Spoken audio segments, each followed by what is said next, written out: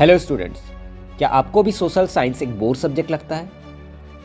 वही लंबे लंबे आंसर्स, वही पुरानी डेट्स और वो मैप जो कभी सही नहीं बनता।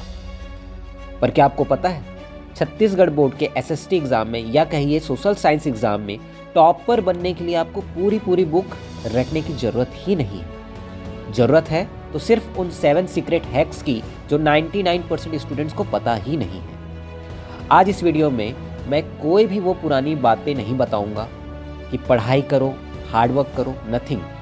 आज हम बात करेंगे उन साइकोलॉजिकल ट्रिक्स की जो सीजीबीएसई या सीजी बोर्ड के पेपर चेकिंग सिस्टम को पूरी तरीके से क्रैक करती है। जैसे कि वो कौन सा एक बॉक्स ट्रिक है जिसे देखकर एग्जामिनर बिना पूरा आंसर पढ़े फुल मार्क्स दे देता है, या फिर बिना एग्जैक्ट लोकेशन जाने मैप में फुल मार्क्स कैसे स्कोर करें। अगर आपने ये 7 यूनिक टिप्स फॉलो कर लिए तो मैं गारंटी देता हूं कि बोर्ड एग्जाम के बाद आप भी कहोगे कि एसएसटी तो सबसे इजी सब्जेक्ट था यार। क्या आप भी इन 7 टिप्स के बारे में जानना चाहते हैं? अगर हाँ तो चलिए शुरू करते हैं। My name is Harish Chauhan और स्वागत है आपका सुपर 7 एकेडमी पर। सो स्टूडेंट्स, हमारी पहली और सबसे खतरनाक टिप है दी ट्रिपल सी मेथड। अब देखो होता क्या है, जब आप 4 या 5 मार्क्स का आंसर लिखते हो तो आप एक बड़ा सा पैराग्राफ भर देते हो पूरा। सीजीबीएसई का जो एग्जामिनर होता है, जब इतनी सारी कॉपीज वो चेक करता रहता है, तब वो पैराग्राफ देख के ही क्या हो जाता है, पूरी तरीके से थक जाता है। यहीं पर आपको खेलना है उसके दिमाग के साथ। चलिए ट्रिपल सी मेथड को एक बेहतरीन एग्जाम्पल के साथ हम समझते हैं। आप देख पा रहे होंगे स्क्रीन में एक क्वेश्चन है, यहाँ पे देखिए क्वेश्चन क्या लिखा हुआ है। Explain the main causes of the failure of revolt of 1857। ठीक है, 1857 की जो क्रांति हुई थी, जो आंदोलन हुआ था, है ना, उसका क्या कॉज था फेलियर का कि वो फेल हो गया। अब ये जो नॉर्मल स्टूडेंट रहेगा, या जो हम पुराना तरीका जो जानते हैं लिखने का, वो कैसे लिखेंगे? यहाँ पे देखिए आंसर यहाँ पे लिखा हुआ है, the revolt of 1857 was the first war of independence but it failed because there was some करके ये पूरा चला जा रहा है। एक पैराग्राफ के फॉर्म पे ये चला जा रहा है, ना कोई इसकी स्टार्टिंग दिखाई दे रही है, ना कोई एंडिंग दिखाई दे रही। अब चेक करने वाला क्या करेगा? वो पढ़ने तो बैठेगा नहीं, उसको लगेगा कि हाँ यार, इसने भी वही बाकी तरीकों की तरह ही, बाकी लोगों की तरह ही लिख दिया है। ठीक है, लेकिन एक टॉपर कैसे लिखेगा चीज़ों को? तो ट्रिपल सी मेथड एक टॉपर का पर्सपेक्टिव है कि टॉपर उस आंसर को कैसे लिखेगा। क्वेश्चन सेम है ना, 1857 क्यों फेल्ड हुआ था, उसके फेलियर के क्या कॉजेस थे। तो देखिए यहाँ पे हम उसी आंसर को एक टॉपर के तरीके से लिखने वाले हैं। तो ट्रिपल सी मेथड का मतलब क्या होता है, किसी भी बड़े आंसर को हम 3 पार्ट्स में डिवाइड करेंगे। ठीक है, पहला जो रहेगा वो क्या डिफाइन करेगा, उसके कॉज को, कारण को। ठीक, उसके बाद कौन से की पॉइंट्स थे उसमें जो हमको ध्यान देने थे उस रिवॉल्ट का, वो आ जाएगा। और लास्ट में हमारा पॉइंट आएगा कंक्लूजन का, कि क्या कंक्लूजन मिला हमको उस रिवॉल्ट से। ठीक है, तो यहाँ पे देखिए कॉज इसने लिखा हुआ है, the revolt of 1857 failed primarily due to the lack of centralize leadership. ये क्या कॉज था उसके फेलियर का, उसने लिख दिया। अब की पॉइंट क्या रहे हैं उस रिवॉल्ट में 1857 के, तो कौन कौन से की पॉइंट थे? तो पहला की पॉइंट क्या हो गया, लैक ऑफ रिसोर्सेस। उनके पास ज़्यादा रिसोर्स नहीं था, वो बस ऐसे ही चालू कर दिया था उन्होंने वो रिवॉल्ट, बिना कुछ सोचे समझे। ठीक है, उसके बाद सेकेंड पॉइंट क्या आ गया हमारा, लिमिटेड सपोर्ट का। ठीक है, कि इतना जल्दी जल्दी में ये रिवॉल्ट चालू हुआ था कि लोगों को सपोर्ट ही नहीं मिल पाया था, तो एक पॉइंट हो गया। ठीक, थर्ड पॉइंट हमारा क्या है, प्री मैच्योर स्टार्ट। वही मैंने पहले ही बोल दिया, बिना सोचे समझे एकदम प्री मैच्योर तरीके से इसको स्टार्ट किया गया था, तो ये हो गया हमारा। और लास्ट में हमारा आता है कंक्लूजन, कि आखिर इस रिवॉल्ट से हमको क्या मिला, क्या कंक्लूजन मिला। तो यहाँ पे क्या लिखा है, although the revolt failed it's immediate गोल। ठीक है, फेल्ड इन इट्स इमीडिएट गोल, जो उनका गोल था उसमें तो फेल हो गया।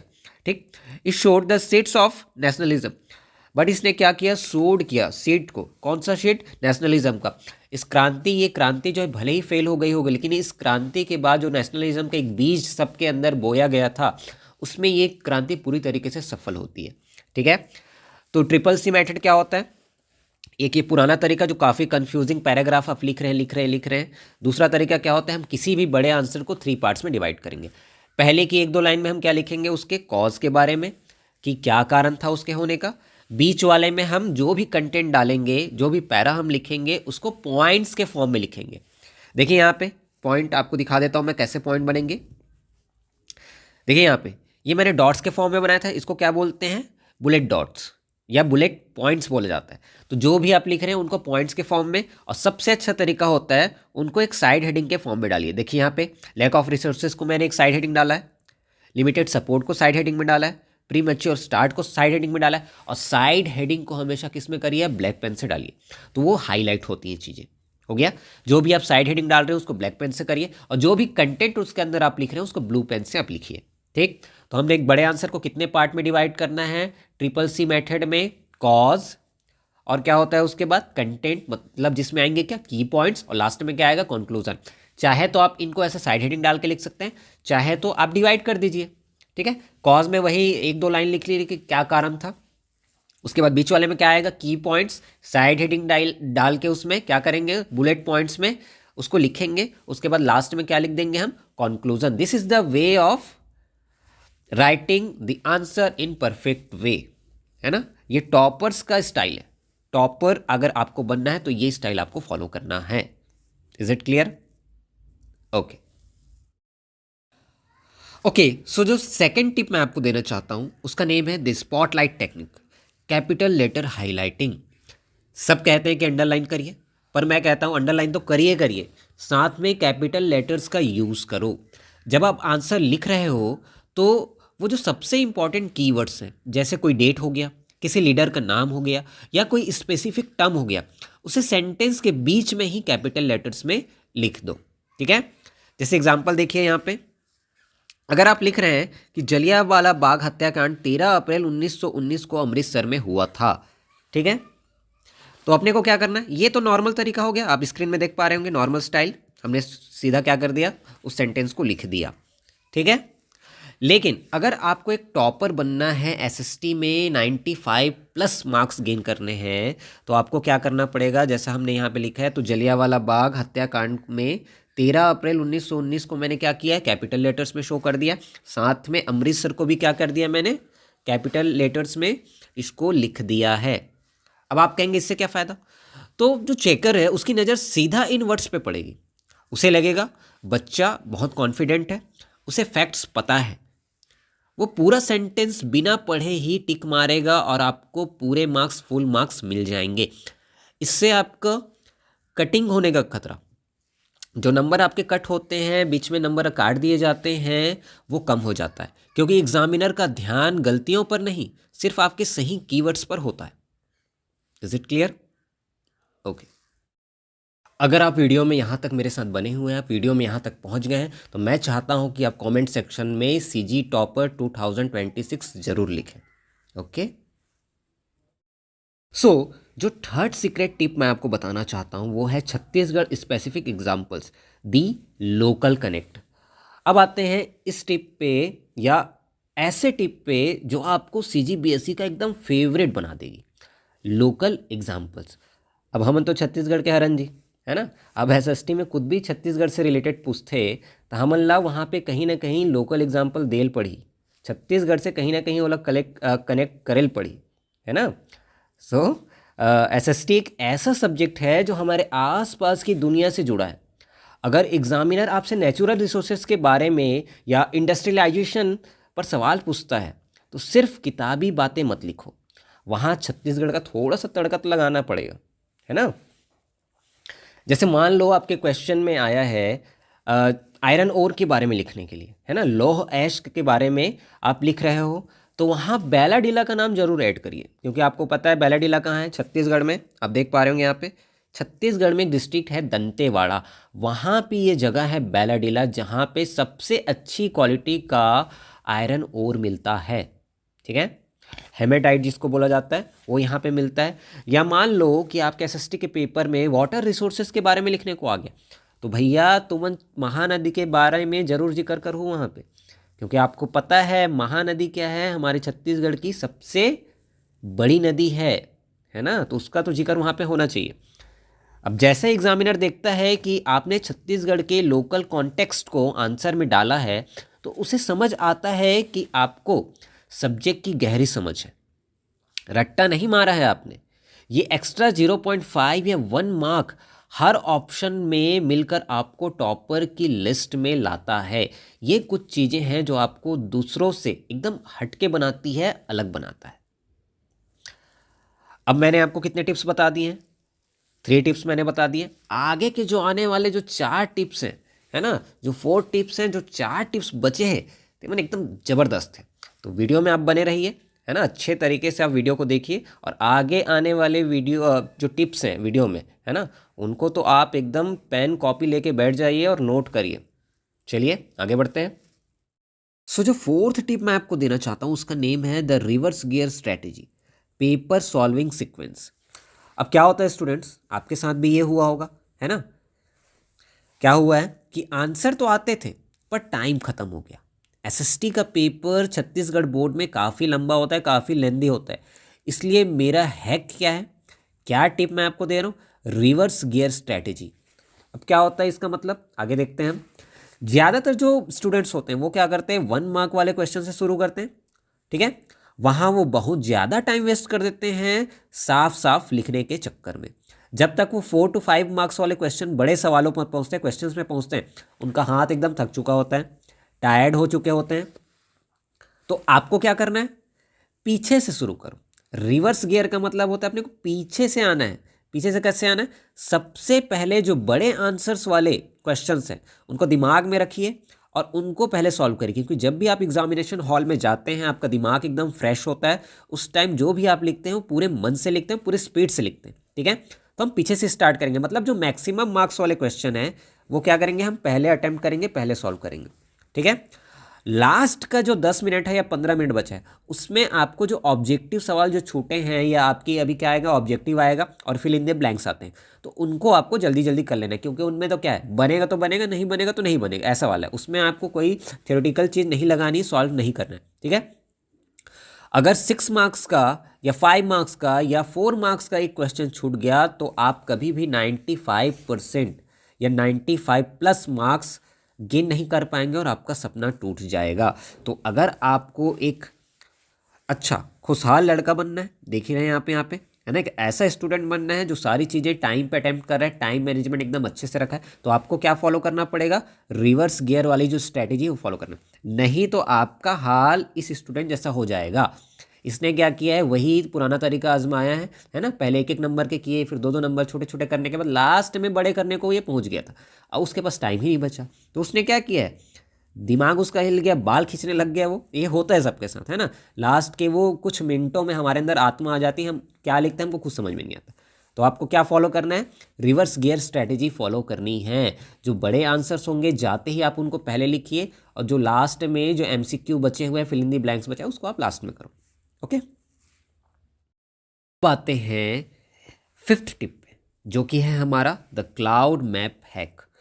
अब हमको पता नहीं है कि क्लास 10th में मैप आएगा नहीं आएगा, लेकिन अगर बाई चांस मैप आया, या मान लो आप और छोटी क्लास में पढ़ रहे हैं, तो ये टिप आप वहाँ पे यूज़ कर सकते हैं, है ना।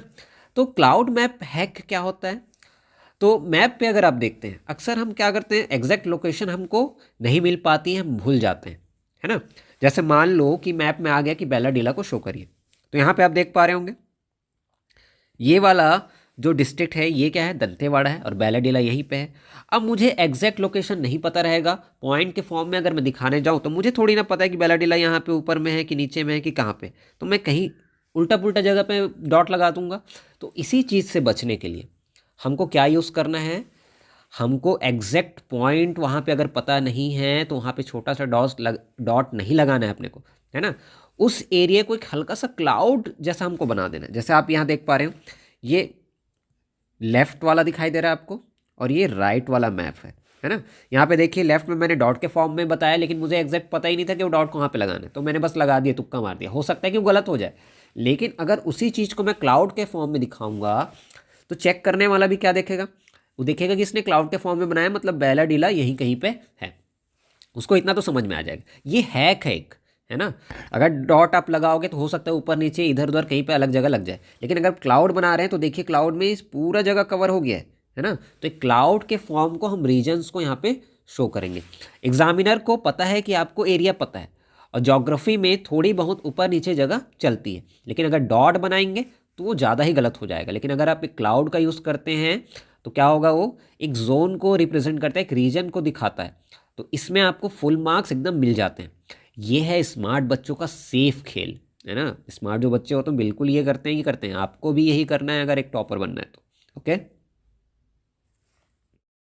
एक चीज़ जो मैं फिर से आप सभी से कहना चाहता हूँ, अगर आप वीडियो में यहाँ तक पहुँचे हैं, आपको वीडियो समझ में आ रही है, आपके लिए बेनिफिशियल हो रहा है, तो प्लीज़ चैनल को सब्सक्राइब करिए। इससे हमारा थोड़ा सा हेल्प होगा, हमको मोटिवेशन मिलेगी और हम ऐसे ही अच्छे अच्छे वीडियोस आपके लिए लेके आते रहेंगे। और अगर आप यहाँ तक वीडियो में पहुँच गए हैं, आप देख रहे हैं, तो ज़रूर से कॉमेंट में लिखिए CG टॉपर 2026। ओके। तो चलिए आगे मूव करते हैं हमारे टिप नंबर 6 में, जो कि है सेल्फ क्वेश्चनिंग साइकिल। अब इसका क्या मतलब होता है? क्या आपने कभी सोचा है कि बोर्ड एग्जाम का पेपर कौन बनाता है? एक टीचर। तो क्यों ना आप खुद टीचर बन जाएं। इसका मतलब क्या है? जब कोई भी चैप्टर आप पढ़ें, है ना, उसमें से खुद 5 सुपर टफ क्वेश्चंस आप निकाल लो कि आपको लग रहा है कि हाँ भैया ये क्वेश्चन तो एकदम टफ टाइप के हैं, है ना, जो आप अपने दुश्मन को देना चाहते हैं कि नहीं मैं तो ये क्वेश्चन बनाऊंगा एकदम टफ टाइप के और मैं उसको दूंगा, उसको बोल के कि ये इंपॉर्टेंट क्वेश्चन है और वो पढ़ते रह जाएगा। ऐसा आप सोच के निकालिए कि दुश्मन को देना है आपको, ऐसे क्वेश्चन आप बना लीजिए, है ना, सुपर टाइप के, एकदम टफ टाइप के बना लीजिए। जब आप पेपर सेटर जो है कि दिमाग को पढ़ते हो, तो आप वो खुद हिडन लाइंस और सीधे बॉक्सेस भी पढ़ लेते हो जो बाकी बच्चे छोड़ देते हैं, है ना। वो बॉक्सेस कौन से होते हैं? साइड बॉक्सेस या जो हिडन लाइंस हैं जो क्लिक करना चाहिए, वो बहुत सारे बच्चे नहीं कर पाते। लेकिन आप अगर ये मेथड यूज़ करते हैं तो CGBSE में अक्सर क्या सवाल क्या घुमा फिरा के पूछे जाते हैं SST में, है ना। और ये टेक्निक आपको उन घुमावदार जो सवाल हैं उनके लिए पहले से तैयार कर देगी आपको। क्यों? क्योंकि आपने पहले ही ऐसे टफ टाइप के क्वेश्चंस छांट के निकाल लिए हैं उस पर्टिकुलर चैप्टर से, तो कितना ही घुमा लेगा घुमाने वाला। आपको जो पेपर जो सेटर है, जो सेट कर रहा है, उसके दिमाग से खेलना है ना। उसको लगता है कि आपने तैयारी नहीं की है, लेकिन आपने तो तैयारी की है और उससे अच्छी की है। समझ में आया? तो ये आपको क्या करना है, सेल्फ क्वेश्चनिंग। आपको किसी भी पर्टिकुलर चैप्टर से उठाइए ऐसे टफ क्वेश्चंस आप बनाइए जो आप किसी अपने दुश्मन को देना चाहें, ऐसी सोच रख के बनाइए। समझ में आया? तो आप बिल्कुल से ये चीज़ कर पाएंगे और आप जो एग्ज़ाम में पेपर सेटर है उससे एक कदम आगे ही रहेंगे। Is it clear? ओके। और last but not the list, हमारा टिप नंबर 7 बहुत ही ज़्यादा इम्पोर्टेंस रखता है। ये एक ऐसी चीज़ है जो आपकी कॉपी को टॉप 10 की लिस्ट में एकदम डाल ही देगी। आप टॉप 10 में आ ही गए समझ लीजिए। जब कोई भी ऐसा आंसर लिखो जिसमें फैक्ट्स हो, है ना, जैसे वहाँ की किसी मिट्टी के बारे में बात हो रही है, क्रॉप्स के बारे में बात हो रही है ना, कोई मिनरल्स के बारे में बात हो रही है, तो आंसर के साइड में एक छोटा सा बॉक्स आपको बनाना है। क्या करना है आपको? जो भी आप आंसर लिख रहे हैं उसके साइड में एक छोटा सा बॉक्स बना लीजिए। इसी चीज़ को क्या बोला जाता है? द डेटा बॉक्स ट्रिक, जो कि बहुत ज़्यादा यूज़ होता है ज्योग्राफी और इकोनॉमिक्स में। समझ में आया? अब चलिए इस चीज़ को थोड़ा सा और अच्छे से समझते हैं। अब मान लो आपके SST के क्वेश्चन पेपर में या सोशल साइंस के क्वेश्चन पेपर में आ गया कि छत्तीसगढ़ के लौह अयस्क के बारे में आप लिखिए। तो जो एक नॉर्मल बच्चा रहेगा जिसको इस ट्रिक के बारे में नहीं पता है, वो कैसे लिखेगा? अब देखिए यहाँ पे आप देख सकते हैं नॉर्मल स्टाइल क्या होगी। छत्तीसगढ़ में लौह अयस्क बहुत मात्रा में मिलता है। दंतेवाड़ा के बैलाडीला में सबसे अच्छा आयरन मिलता है। ये जापान को एक्सपोर्ट किया जाता है, फलाना ढिमकाना, ये चलते रहेगा, है ना। तो लिखने वाला ऐसे लिखेगा। लेकिन अगर ऐसा कोई स्टूडेंट है, ठीक है, जिसको ये टॉपर स्टाइल या ट्रिक पता है, तो वो क्या करेगा? सबसे पहले आंसर चालू करने से पहले, है ना, या तो आंसर चालू करने से पहले ऊपर में एक बॉक्स बनाएगा या तो साइड में एक बॉक्स बना लेगा। और उस बॉक्स में क्या चीज़ें रहेंगी? जैसे हम आयरन ओर के बारे में कर रहे हैं, आयरन एस्क, लौह एस्क के बारे में बात कर रहे हैं, तो उसमें वो पहले से ही कुछ की पॉइंट्स वो लिख देगा उस बॉक्स के अंदर। जैसे यहाँ पे देखिए पहले उसने क्या लिख दिया? मेजर रीजन्स, मतलब कौन से एरियाज में, रीजन्स में ये लौह एस्क या आयरन ओर मिलता है। दूसरा पॉइंट क्या दिखाई दे रहा है आपको? टाइप फाउंड, मतलब किस टाइप का मिलता है। तो ये हेमेटाइट मिलता है जो कि बहुत ही हाई क्वालिटी का होता है। फोर्थ पॉइंट तो उसने लिखा है एक्सपोर्टिंग टू, कौन से देशों में इसको एक्सपोर्ट किया जाता है। तो कहाँ पे एक्सपोर्ट किया जा रहा है? ये जापान में एक्सपोर्ट किया जाता है इसको, ठीक है। और कहाँ से किया जाता है? विया विशाखापट्टनम पोर्ट, जो वाइजैक का जो पोर्ट है वहाँ से इसको क्या किया जाता है? बड़े बड़े शिप्स के एक्सपोर्ट किया जाता है, ठीक है। और फोर्थ पॉइंट क्या लिखा हुआ है, मेजर कंज्यूमर। ये जो लौह अयस्क है ये आयरन ओर है, इसको हमारे छत्तीसगढ़ में कौन सबसे ज़्यादा कंज्यूम करता है?